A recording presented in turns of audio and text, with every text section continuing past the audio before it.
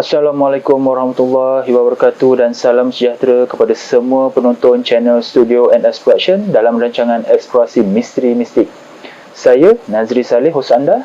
Hari ini saya bawakan anda kepada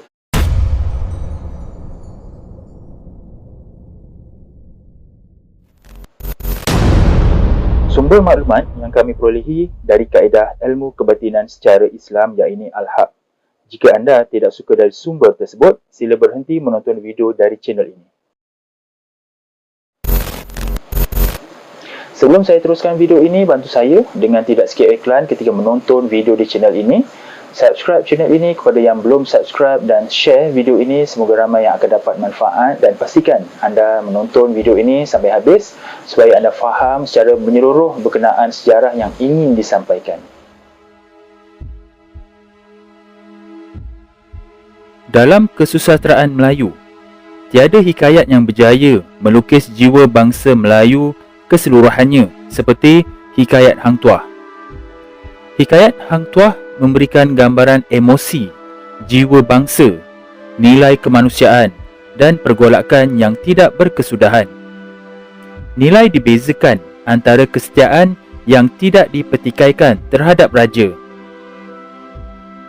Kisah ini berulang dalam jiwa dan kesedaran orang Melayu. Turut disentuh ialah dilema jati diri dan persoalan apakah nilai-nilai Melayu yang sebenar. Pada situasi dramatik, pertikaman dan lukanya Hang Jebat, kita saksikan suatu adegan yang paling menyayat hati dalam sastra Melayu.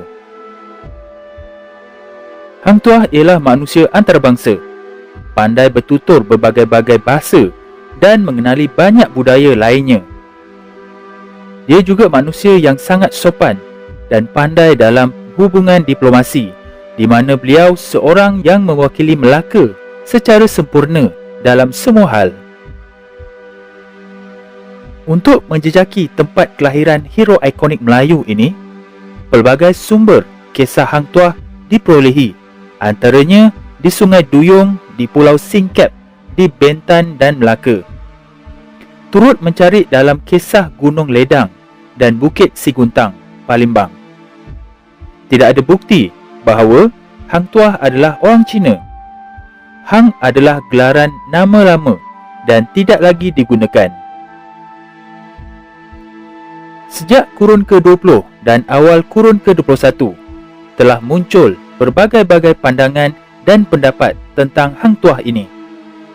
Namun, pada dasarnya, pandangan dan pendapat tersebut merujuk kepada kajian hikayat Hang Tuah kepada karya bertulis sahaja, di mana manuskrip hikayat Hang Tuah tersimpan di perpustakaan Universiti Leiden yang juga diiktiraf sebagai epik bangsa Melayu dan mencatat tarikh penulisannya pada tahun 1758.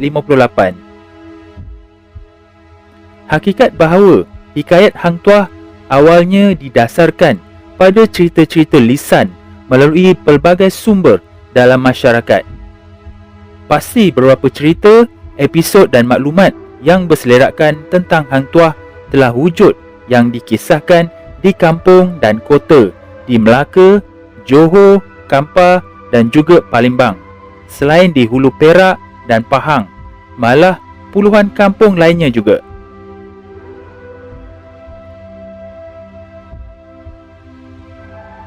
Pada video sebelum ini, saya telah banyak menceritakan tentang Hang Tuah. Malah, ada video berkaitan penemuan makamnya di kawasan Cincin dalam daerah Jasin, Melaka.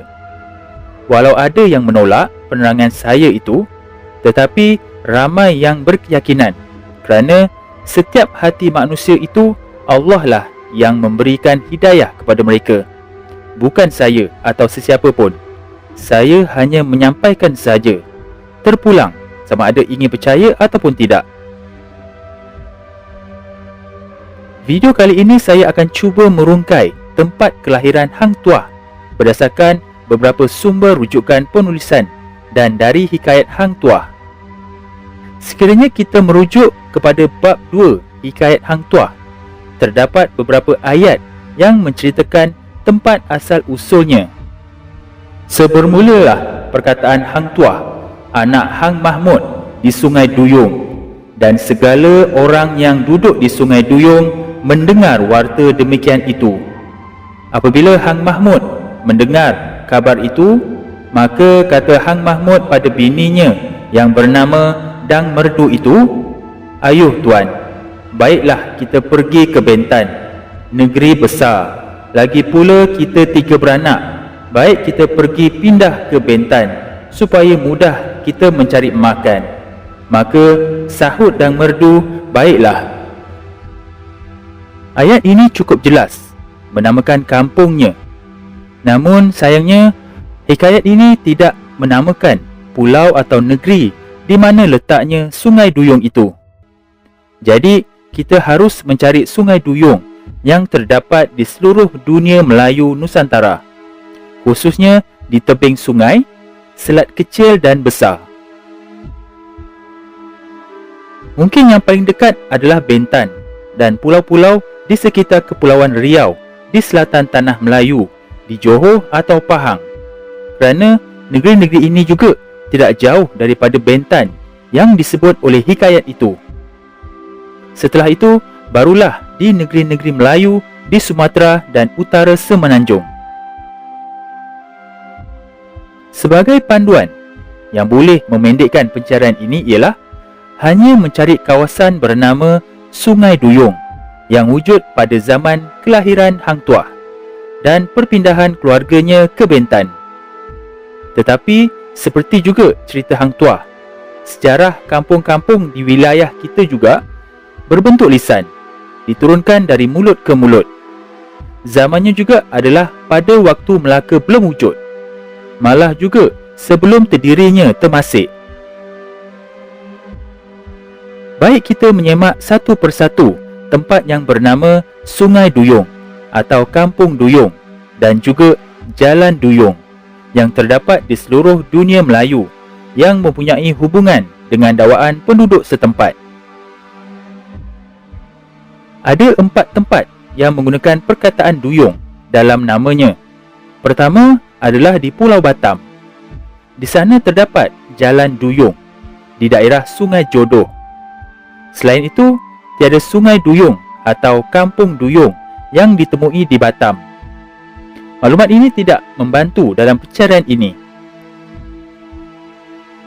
Jika kita tebarkan jalan pencarian lebih luas ke negeri di timur Semenanjung, iaitu Terengganu, kita akan bertemu sebuah desa yang bernama Kampung Duyung, ke utara Kuala Terengganu, ke barat Jalan Ampuan Bariah dan tidak jauh dari seberang Takir. Ada juga sebuah pulau yang bernama Pulau Duyung Besar dekat muara Sungai Terengganu. Apakah ini tempat asal Hang Tuah? Yang ada hanyalah sebuah kampung di tepi sungai dan sungai ini bukan Sungai Duyung. Dan sekiranya kita ingin mengikut garis perpindahan Hang Mahmud dan keluarganya, maka letak Kampung Duyung di negeri Terengganu ini sangat jauh dari Bentan. Di Bentan sudah ada kerajaannya dan rajanya pula. Tiada cerita atau dakwaan yang dikutip daripada penduduk Terengganu bahawa Hang Tuah berasal dari sana. Seterusnya, Kampung Duyung yang terletak di Melaka Tengah. Kampung yang tidak besar ini terletak di persimpangan Jalan Bukit Katil dan Jalan Duyung. Sungai terdekatnya ialah Sungai Melaka. Tiada Sungai Duyung di sini. Tetapi yang menariknya ialah bahawa terdapat sebuah perigi yang dikenali sebagai Perigi Hang Tuah.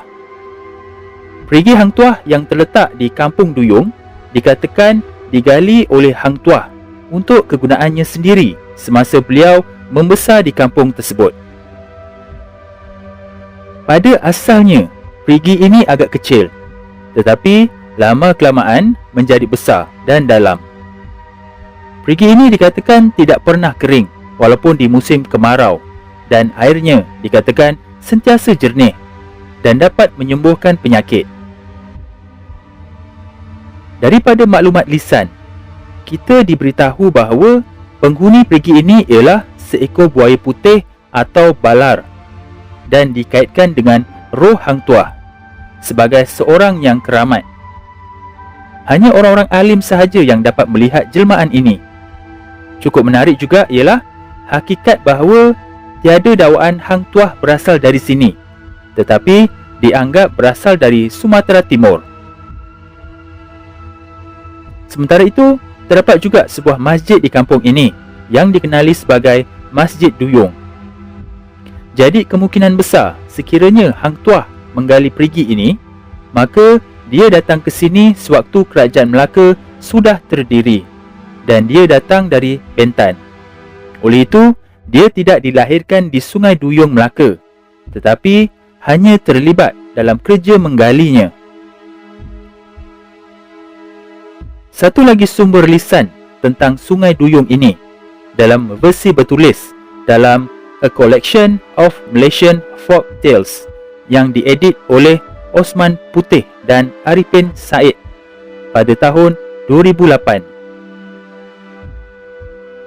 Cerita ini mengisahkan bahawa sekumpulan duyung tinggal di laut dalam dan sesekali menghampiri pantai yang berbatu. Tetapi sekali peristiwa, mereka berenang memudik sebatang sungai di sana dan suka akan airnya yang tenang, sejuk dan sesuai dengan cara hidup mereka. Namun, setelah beberapa tahun, mereka mula jemu dengan sungai itu dan kembali ke laut. Oleh sebab itulah, sebuah kampung yang berdekatan dengan muara itu akhirnya dinamakan Kampung Duyung. Berdasarkan panduan bahawa tempat yang dicari harus dikenali sebelum kerajaan Melaka, dan papan penerangan rasminya juga tidak mengklaimkan bahawa Hang Tuah lahir di sini, maka Kampung Duyung di Melaka ini tidak dapat dimasukkan ke dalam senarai calon terdekat tempat lahir pahlawan ini, kerana kita menganggap kemungkinan besar nama ini diambil sempena kampung asal kedua ibu bapa Hang Tuah dan bukanlah kampung asalnya sebenar. Lagipun, sekiranya kita rujuk kepada cerita hikayatnya, Tuah berlima semasa masih kecil bermain-main di laut di selatan Singapura. Sekiranya Sungai Duyung yang menjadi tempat lahirnya di Melaka, maka jarak pelairannya agak jauh, sekitar 200 km dan tidak terjangkau oleh 5 orang budak-budak itu. Terdapat juga Sungai Duyung di Singkep, Kepulauan Linggar, Riau. Pulau Singkep adalah sebuah pulau agak besar di selatan gugusan Kepulauan Riau. Pulau ini penting sebagai salah satu pusat pentadbiran kerajaan Johor Riau Linggar. Sekiranya kita membandingkan urutan cerita dalam hikayat, maka kita akan kesan bahawa banyak yang tidak selari dengan cerita-cerita lisan dalam masyarakat setempat.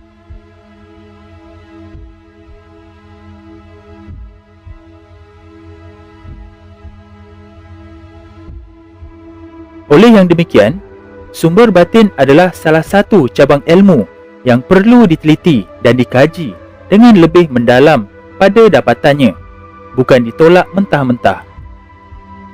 InsyaAllah dalam video ini, saya dan Puan Ita akan jawab persoalan ini berdasarkan maklumat dari sumber batin. Apa yang akan saya sampaikan ini terpulang kepada anda sama ada ingin percaya ataupun tidak. Nasihat saya, jangan terus menolak dan jangan pula terus menerima bulat-bulat selagi anda belum dapat fakta sebenar atau meyakini melalui hati nurani anda.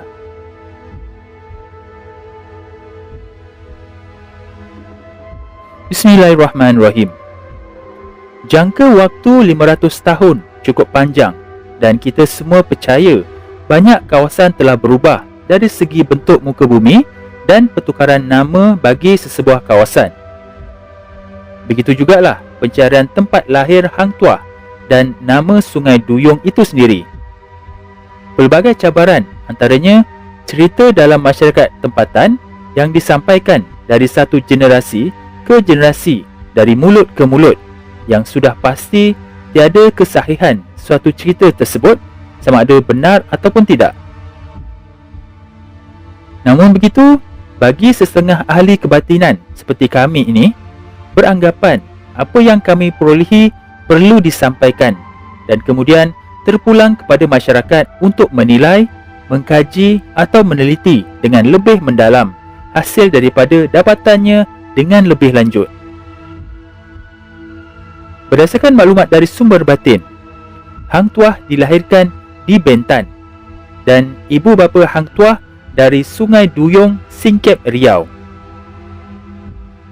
Ceritanya begini, bila Hang Tuah mula berkhidmat dengan Sultan Melaka, Hang Tuah telah mengunjungi beberapa kawasan Nusantara Melayu ini, termasuk kawasan asal ibu dan bapa beliau di Sungai Duyung, Singkep ini.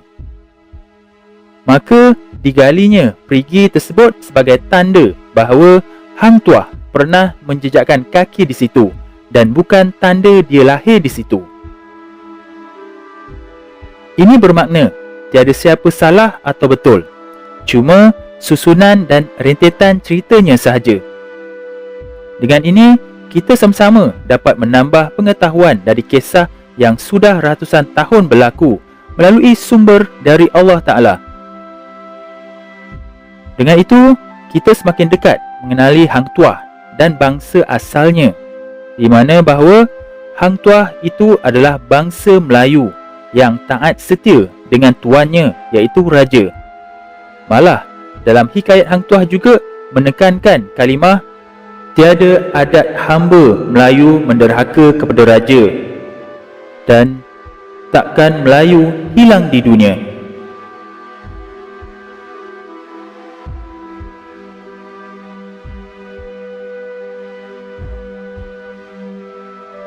Jadi itu saja video untuk kali ini, diharap dapat memberikan sedikit pendedahan kepada generasi kini dan akan datang, juga memberikan sedikit maklumat kepada pengkaji dan peminat sejarah supaya dapat merungkaikan lagi sejarah ini. Jangan lupa sertai ahli member channel Eksplorasi Misteri Mistik ini dengan klik pada butang join di bawah video ini atau klik link pada ruangan description. Terdapat 4 pilihan peringkat package yang disediakan. Untuk penerangan lanjut, sila klik join sekarang dan anda akan dibawa kepada video penerangan berkenaan package-package tersebut. Jadi sampai di sini saja video untuk kali ini dan jumpa kita di episod akan datang yang lebih menarik insya-Allah. Assalamualaikum.